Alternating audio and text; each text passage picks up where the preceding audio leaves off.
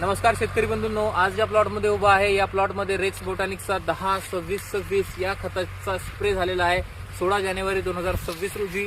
आज येथे आम्ही रिझल्ट पाहण्यासाठी आलो होतो। तुम्ही बघू शकता या प्रकारचा हा प्लॉट आहे आणि हा जो याचा जो धांडा आहे त्या धांड्याची तुम्ही जाडी सुद्धा बघू शकता। येथे बघू शकता कशा प्रकारचा इम्प्रूव्हमेंट मागच्या 10 दिवसामध्ये येथे पाहायला मिळालेला आहे।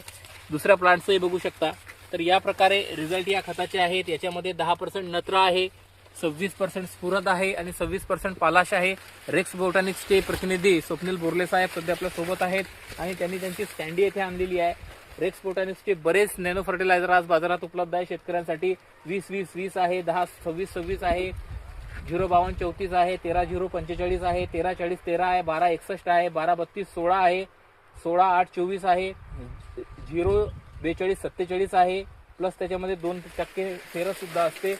या खतांमध्ये सोबतच काही ट्रेस एलिमेंट सुद्धा असतात जसे की फेरस, मॅग्नेशियम, झिंक, बोरॉन।